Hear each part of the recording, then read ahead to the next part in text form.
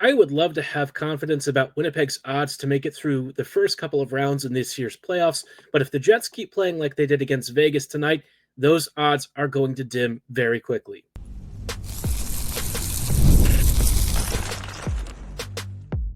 You're Locked On the Hockey Jets, your daily podcast on the Winnipeg Jets, part of the Locked On Podcast Network, your team every day. Hey friends, and welcome to tonight's episode of Locked On Winnipeg Jets, part of the Locked On Podcast Network, your team every day. I'm your host, Harrison Lee, an avid Winnipeg Jets fan and an online blogger. You can follow me on Twitter at HLLivingLoco and at LO_Winnipeg Jets. Thanks for making Locked On Jets your first listen of the day every day. If you like what you're hearing, be sure to like, follow, and subscribe on all of your favorite podcasting platforms and YouTube. Doing so, of course, is always free of charge and ensures you never miss another episode. Most of all, though, we just love and appreciate your support. Tonight's episode, we are obviously talking about Winnipeg versus Vegas, and really we've got to talk about a lot of stuff because I think there's quite a few trends that the Jets are exhibiting recently, and some of this stuff is, unfortunately, ground we've covered before when it comes to the Jets, but now it feels like Winnipeg really needs to start moving away from some of these decisions that year over year they keep making, and I just don't know if they are. These are choices the Jets seem very committed to, and if they really are, then Winnipeg is going to have a very hard time in the playoffs. We'll talk about why this Vegas game is a really good exemplar of that in just a moment. But before we go too much further, just wanted to let you know that you can start the season with a big return on FanDuel.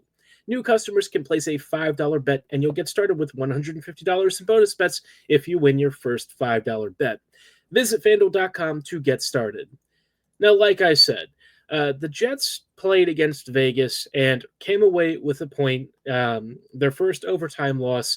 And you might say, oh, that's not too bad, right? It surely means the Jets were in a competitive state. But if you watch this game, you probably know that that's not really the case. Winnipeg was okay for stretches of this game. They had a couple of shifts where they did create a few chances and some decent opportunities. But for the most part, Winnipeg basically was on defense for the whole night. Vegas outskated them, they outplayed them, they outcreated them, and quite frankly, the Jets deserved to lose in regulation. Were it not for Connor Hellebuyck basically standing on his head on a number of key sequences and some defensive stinginess for about a third to half of the game, this probably would have been a much bigger margin on the scoreboard. But Winnipeg managed to survive and get at least a point. It just wasn't a good game, though. And I think it continues for me a recent trend with Winnipeg of beating up on some bad teams, but when it comes to opponents that they may very well face in the playoffs, their recent record hasn't been good.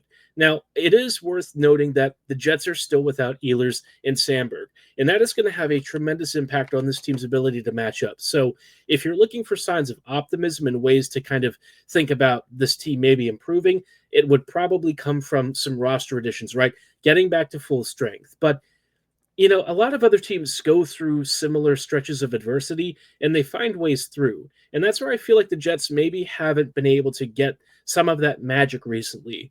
Earlier this year when the power play was clicking and everything, things were okay and you could get away with having maybe some less than ideal lineups and stuff and maybe some groupings and trios that weren't working. But with the Jets now down two of their key players, it's not a great margin for error.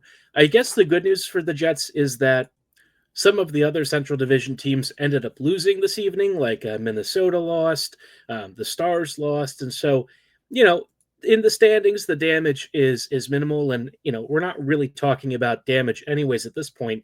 The Jets are still in perfectly fine position. They are certainly going to make the playoffs, zero question about that. But I think you have to look at this team's performance against teams like Vegas, and you wonder how equipped they really are to win more than a couple of games in the playoffs.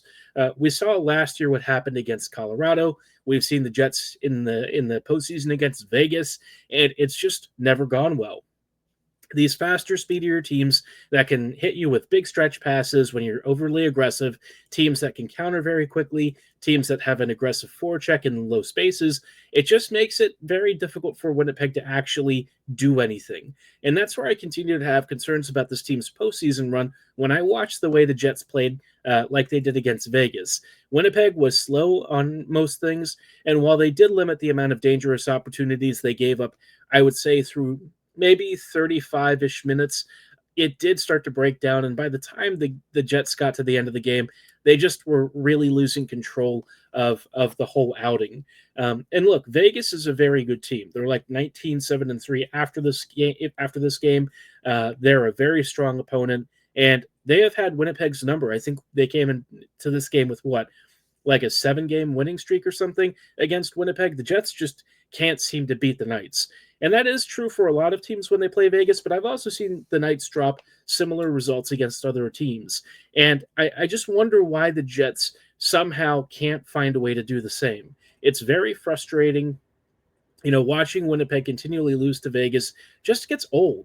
And I feel like it's a similar problem that they have against other teams that play a very similar style of hockey. The Jets do not handle speed well. It's been a continual problem, and it doesn't really seem like it's getting better. And so I just wonder why the Jets coaching staff keeps kind of going through the same motions.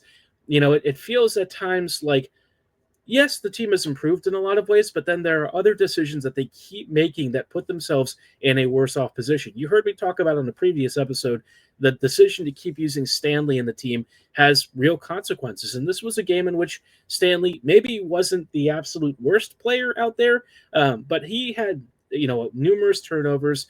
And, Heinola had a tough time trying to compensate. Heinola is not exactly a physical player. And so if Stanley's in trouble and needs support, Heinola has to be more of an outlet. And we know that Stanley doesn't do well under pressure, especially passing out of the back. And so for me, I just wonder why you would go with this deep pairing rather than putting maybe Heinola back on the strong side. You bring in Miller or Coughlin. I don't really care, either of them. And I keep seeing the team committed really intensely to the idea of Stanley. They keep putting him on the PK, and he just doesn't deliver. And so I don't know why the team keeps doing this. And then, for Hellebuyck to go all the way to overtime, and then, Fleury, he made a really bad decision to sort of backhand the puck back through the neutral zone when Nemesnikov was coming off the ice. Yes, Nemesnikov played shifts in overtime. Another problem. There were so many decisions throughout this whole process that felt like they were avoidable. Nemesnikov playing multiple shifts in overtime. We didn't see Shiprikov. We didn't see some other players who honestly have higher offensive ceilings. In many ways, it does feel a lot like bonus. There are some real bonusy kind of things. We saw Heinola get benched late in the third period, and I get it. Heinola didn't have a particularly great game, but if you're going to live and die by this roster and you're going to depend on players who can skate the puck out and who can make strong passes, then Heinola should be playing. If you're going to bench somebody, bench some of the guys who are really struggling. Barron was bad.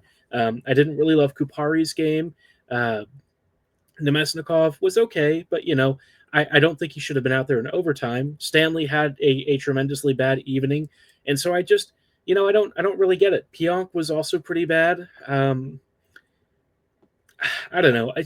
This is the kind of loss where it's really frustrating because I feel like it's a repeat of many of the same poor decisions that we've seen before, and I don't know why the Jets can't seem to stop themselves from making them. For all of the good that the Bruins game did, I did kind of couch it with the understanding that the Bruins are not a good opponent. And that's not the kind of team the Jets are going to be facing in the postseason. Winnipeg is going to have a much harder road through the West, and I can guarantee you that whatever they're going to face in the first round is going to be a heck of a lot harder than Boston. The Bruins are a bad team. And so, the scoreline was definitely really impressive, but I think we all knew that it wasn't going to be repeatable against Vegas. The Knights are just too good. And the Jets, I think, again, got a reminder of where they are from being, a good playoff team to a cup contender. They are still not a cup contender yet. They have the ability to play some good hockey when they've got time and space. But if you're facing a team like Vegas in the first couple of rounds, I don't know, man. I don't get good vibes about it. And we will chat about my specific matchup concerns later, but we've got to talk about the top line again. The top line is going through all of these hot and cold phases, but I think there's a rather noticeable trend, and it's a trend we've talked about before, but it's worth hammering home because, it continues to be a problem that when the Jets' top line faces good opposing teams, they go quiet or sometimes they're noticeable in a very bad way. And we'll talk about what they did against Vegas in this game in just a little bit. Before we go too much further, though, I did want to shout out our friends and partners at Prize Picks. Prize Picks is the best place to get real money sports action. With over 10 million members and billions of dollars in awarded winnings, Prize Picks has made daily fantasy sports available to everyone. You just pick more or less on at least 2 players for a shot to win up to 1,000 times your cash. If you are wondering why you should pick Prize Picks, they always put their customers first. So all withdrawals are fast, safe, and secure. And when your picks hit, you can get your money in as little as 15 minutes. Prize Picks even offers MasterCard for quick and easy deposits into your account this sports season. And of course, you can make your holidays bigger and brighter because you can win up to 1,000 times your money on Prize Picks. Join now because this holiday season, Prize Picks is giving away 2 free picks in December, and they're giving away $30+ million in rewards during Picksmas. And if you're looking for a bet for this upcoming week, I would say that the Jets, a good option might be going with Connor or Scheifele over 2 points. I think more than 2 points, I think, is a fair bet. I think that could be a really good option. If you're thinking about a prize pick option, maybe Morrissey too could be a good choice. He has a good likelihood of having more than 2 points. So, the best way to get in on the action is by downloading the app today and using code LOCKEDONNHL to get $50 instantly after you play your first $5 lineup. Again, download the app today and use code LOCKEDONNHL to get $50 instantly after you play your first $5 lineup. Prize Picks, run your game. While we're here, I also wanted to let you know about our friends and partners at FanDuel. Get ready to tackle the NFL action with FanDuel, America's #1 sportsbook. Right now, new customers can bet $5 and get $150 in bonus bets if you win. If you're thinking about maybe Ravens versus Giants this weekend or Bills versus Detroit, I think these are both great games. For me, obviously, I'm a Ravens fan, so I'm going to be a little biased. I'm going to say the Ravens should curb stomp the Giants, but we all know that Baltimore sometimes implodes. If you're doing Bills versus the Lions, though, that's a much, much, much closer game.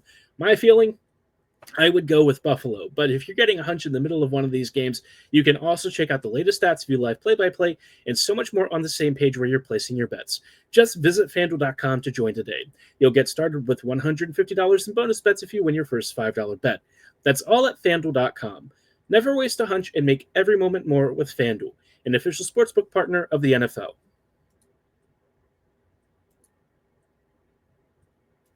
Hey, friends, and welcome back to this episode of Locked On Winnipeg Jets, part of the Locked On Podcast Network, your team every day. So, you heard me just talk a little bit about the Winnipeg versus Vegas and how the Jets can't seem to beat them. But, okay, Winnipeg obviously has some injuries right now, and, that does make a major contribution to what the lineups are looking like right now. But by the same token, the Jets also have to look themselves in the mirror and realize the Jets' top line is just not getting it done. This game, they really had no visible presence, I think, for almost the entire outing. There were maybe 3 or 4 shifts where I thought they created some good opportunities, but really there was just not much going on. You'll notice they were off the score sheet pretty conspicuously, and look, they had a dominant game against the Bruins the other night. Zero question, one of their best performances of the season. But if you notice, they do these things against teams that are not good. If they have time and space, the top line is almost unstoppable. But when they're facing good, fast opponents or just teams that match up well against what the Jets offer, the top line really at best is kind of mediocre. And I think that this is, on the one hand, it doesn't sound like it's the absolute worst. But on the other hand, you think about the margin for error that I continually talk about with this team, and you can't just look at it from an isolated perspective, right? The context of the situation and everything that becomes a domino impact and effect is really critical to consider. And I think that's where the Jets continually miss the bigger picture. When you have a top line that is at best like break even and kind of decent, You can get away with that for a bit, but the problem for everyone else is that if that top line struggles, no one else can really pick up the slack. You're asking the Lowry line to do double duty. The Nemesnikov line has been good recently, but again, if they're not doing it either, then the depth lines, whether it's the Lowry line or the Kupari line, then have to carry more of the offensive burden. And I just don't think the Jets quite have that finishing talent in the bottom two lines to really carry this team when your top skill lines are struggling. The skill lines, we got a great Shiberkov goal on a net drive, and it was one of the best shifts of the evening. But outside of that, there just wasn't really a lot going on for Winnipeg. It took moments of individual brilliance for some of Winnipeg's top players to make something happen. Whether it was Kyle Connor or Josh Morrissey when he scored his goal, I just feel like we continually see that there is a good amount of stuff on this roster to work with, but the way that the Jets have arranged it, the sum is less than the whole. And that's where I continually just get frustrated because the top line clearly has skill and a lot of talent. And you look at the way that Kyle Connor plays, he's playing like a top liner. Gabriel Velarde at times has had really good games and has looked like a top liner. Mark Scheifele, if his wrist was healed up, probably would be doing a bit better. But when you look at the way that they all play together, it's just not good enough. You look at teams like Vegas with Eichel and the way that he plays alongside Stone and other guys like that, they completely outskated the Jets. And it's frustrating because it keeps happening against top opponents. And on the one hand, I hear the argument that the Jets don't really have a 1C, and I get it. I don't disagree in many ways, but I have also seen this Jets team when they played, Ehlers, Scheifele, and Velarde, or some other lines, and they did better than this. I just feel like we continually see this happen where, there will be a game where the Jets top line goes off, then they vanish for a couple of games, then they have another game where they go off, and then everyone's like, oh, no, they're finally back. But my lingering concerns just don't go away. And if the top line struggles, everyone else then has to carry the rest of the burden. And this team just isn't quite deep enough for that. It is deep if you've got, a relatively healthy roster and you're at least getting something decent out of the first line. But, once you get past that point, if you're in a bit of a rougher streak like the Jets are right now, the Jets' depth is not going to be able to carry everyone in the top skill lines also struggling at the same time. And so for me, I don't know what it's going to take for Winnipeg to finally break free of this. I don't know if there's pressure from up top that needs to happen. I don't know if it's going to take the players essentially coming to the decision or at least the realization that they can't play this way or play together the way they have traditionally. I don't know. But I feel like, it's a problem that's continued through multiple coaches. And if the coaching staff can't be the ones to make the decisions, then, this team is basically screwed, right? If they feel that they don't have the authority to make the choices to make this team better, what is the point, right? I think it's important for players to have input and to have their say, but at the end of the day, the coaching staff has to do what's best for this team. And then you see that on top of some of the deep pairing arrangements, the fact that the Jets keep trying to make Logan Stanley happen, and you just realize that the Jets eat up all of their margin for error with decisions that happen even before they hit the ice. The top line being the way it is, it's just not getting the job done on a consistent enough basis. It's better than it was last year, but it's still not good enough when you're facing a lot of really good opponents. I look at this game against Vegas, and the top line, here's the thing, is they weren't awful. They were not awful at all. They had some decent moments. I think that they were able to clear the puck out more often than they have been in other games, but they just created no offensive pressure. And if they're not generating anything in front of Adin Hill, what are you doing at that point? Because then, what should be your forechecking or energy lines eating up those defensive zone starts and kind of playing that similar defensive role of not really giving up much, maybe at the expense of some offense. You don't want to see that happening to your top skill lines. That's a really bad way to burn up energy and not get anything at the other end. And then you have to ask the Lowry line or Josh Morrissey or somebody else to be a hero and step up. It's okay to have it happen sometimes because it happens to every team. Every line is going to go through this. And you can have several off nights at times, right? But I think the amount of off nights that the first line has, specifically against good playoff opponents, it really should be a concern for the Jets. And I don't know if a trade is going to be enough to fix it. What would it take to convince the top line that the way that they're arranged or the way that they're playing isn't good enough? I don't know. If they don't see it now, I don't think they ever will. It's been a problem for years, and it continues to be an issue, and it's going to hold this team back in those critical moments in the playoffs when you need more from your skill lines. I think it's easy to look at the Bruins game and get really excited, and I see the potential, but I'm just not seeing enough of it on a consistent basis. And that's where I just continually get frustrated because I know what the Jets see in this group and I know what they're trying to accomplish, but it's not getting the job done. And if it gets to the playoffs and they're still doing this, Winnipeg is probably going to have a pretty short playoff run again. Now, amidst all of this, you notice that I want to talk about why I think the Jets have some real matchup problems for the playoffs. But I think that there is a real chance that they can fix them before they get to the postseason. Some of it's going to be internal, some of it is going to be external. But I think that there's real reason for optimism because I think what's hurting this team is again, it is fixable. And there is still like 50 odd games to sort it out. So it's not the end of the world right now, but there are some serious problems that the Jets kind of need to get away from. We'll chat about what Winnipeg could potentially invest in or at least attempt here in just a little bit. But before we dive into that, just wanted to let you know about our friends and partners at Indeed. We're driven by the search for better, but when it comes to hiring, the best way to search for a candidate isn't to search at all. Don't search, match with Indeed. If you need to hire, you need Indeed because they help you ditch the busy work by helping you schedule, screen, and message so you can connect with candidates faster. And they don't just help you hire faster. 93% of employers agree Indeed delivers the highest quality matches compared to other job sites. And as somebody who has actually used Indeed myself when I was looking for work, I can personally attest to the fact that they're great. They have a great resume builder, which lets you fill in lots of details. And when you actually look for, say, a position, right, it matches you not only based on your discipline and your work experience, but also your salary requirements. And it does so almost instantaneously. It's why Indeed has over 3.5 million businesses worldwide that already use Indeed to hire great candidates, just like folks you probably know who have been looking for work. And you know what? I really think you should join them. Listeners of this show will even get a $75 sponsored job credit to get your jobs more visibility at Indeed.com/lockedon. Just go to Indeed.com/lockedon right now and support our show by saying you heard about Indeed on Locked On Winnipeg Jets. That's Indeed.com/lockedon. Terms and conditions apply. Need to hire? You need Indeed. Hey, friends, and welcome back to this episode of Locked On Winnipeg Jets, part of the Locked On Podcast Network, your team every day.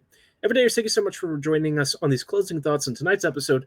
As you know, I probably sounded a little pissed off tonight. Obviously, the way that this game against Vegas went, it rankles my chains a little bit more than usual, just because we all have some level of trauma watching Vegas beat Winnipeg, and B, because I think the Jets continually put themselves at a disadvantage when they don't have to. And I think it's going to be a problem when it comes to the playoffs because the stuff that's not working against top teams in the regular season, when you see those same teams for up to 7 games in the playoffs, it's not going to get better. But all of that said, what's wrong with Winnipeg in some of these matchups is, to me, it is fixable.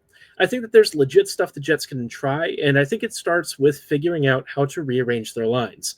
Winnipeg wants 2 skill lines and 2 forechecking energy, whatever you want to call it, lines. Lowry's line is thought to be the big matchup shutdown unit, and I don't really know that they're actually good at that when it comes to top opponents. You have to have a more distributed balance of talent and skill to make those matchups winnable. And I think that's where the Jets need to get away from purely looking at their lineup in a very narrow lens.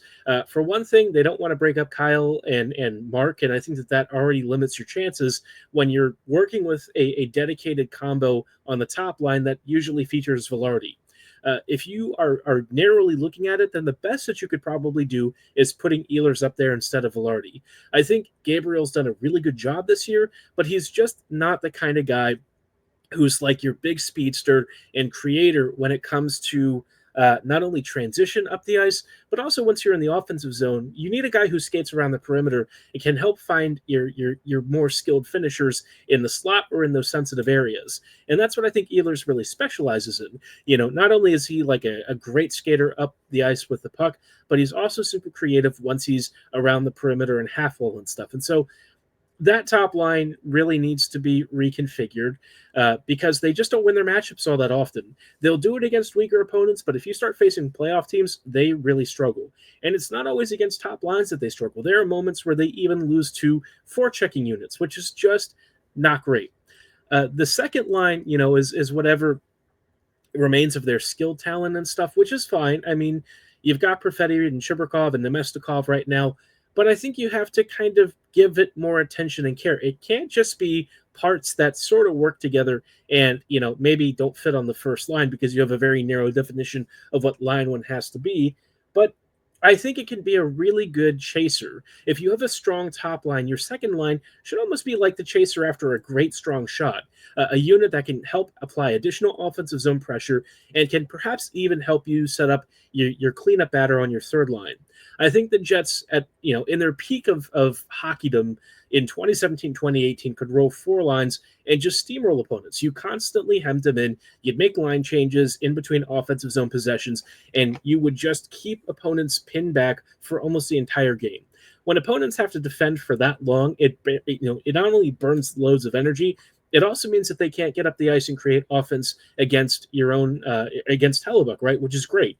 If you keep him away from the play, that is ideal.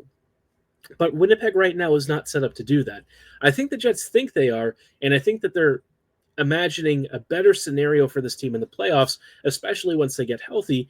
But the reality is, if you start facing Vegas's or Colorado's or teams like this, you're going to have to hope that one of those opponents has some sort of an implosion, because the Jets in a 7-game series are not going to make it far enough to really get to that.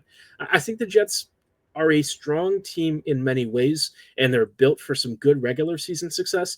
But when you're getting into the point of the year where you're facing only quality teams and opponents, your margin for error shrinks. And I think the Jets really need to get back to looking at their team as one that wins on committee and depth, rather than trying to do this thing of like a top six and a bottom six. The top six and bottom six model is outdated. It doesn't work for the Jets. They don't have the game breakers to really facilitate it.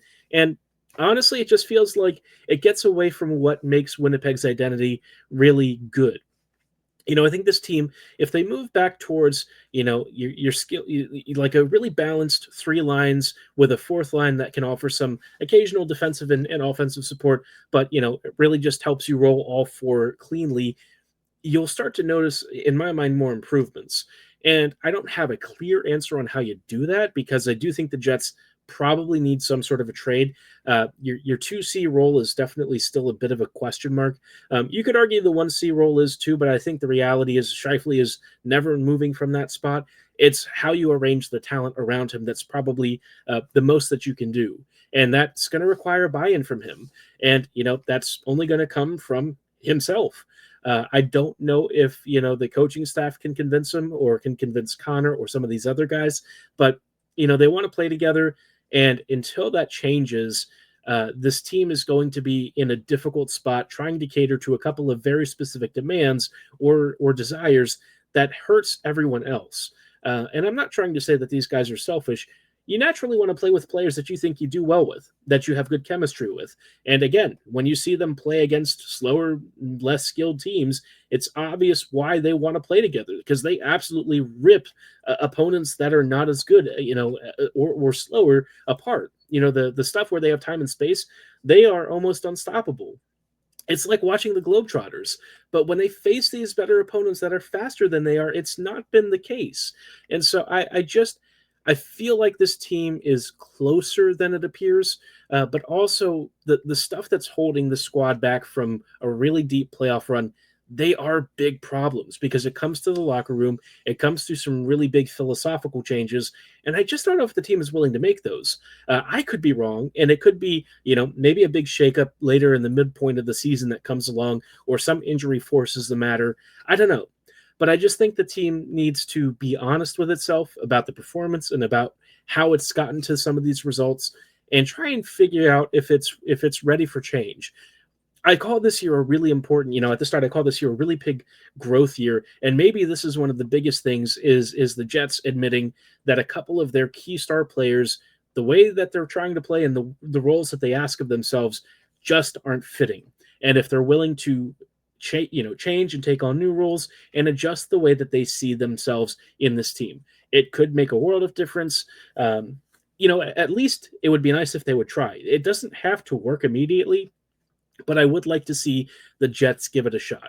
Who knows? Maybe you find something that works better. Every time the Jets have had injuries, they usually arrive at a more interesting lineup anyways. Rather than waiting for somebody to get hurt to try something, maybe just experiment now when you already have a great lead. You're leading the division. You do have some games played over some other opponents. They've got games in hand, but it is what it is. You're still firmly in a playoff spot. Use this opportunity to figure out if you can be a little bit better than what you. I think that this team is primed for something special, but for them to truly reach it, they're going to have to be honest with themselves and grab it. So we'll see what they do. But of course, the Jets do have a game this weekend against Montreal. We'll let you know how that goes on Monday. Hopefully it's a victory. Would be nice to not feel like the Jets have passed up some points opportunities here this week, but let me know how you're feeling about all of this. Are you happy with the arrangement of talent? Do you think the Jets are on target, or do you think they're off base? Drop your thoughts and comments below or at my social medias at HLivingLoco and at LO_Winnipeg Jets on Twitter. For tonight's episode, though, that is going to be all the time that we have. I thank you so much for listening and making Locked On Jets your first listen of the day every day. We'll see you back here next week, so see you then. And as always, have a great night and go Jets go.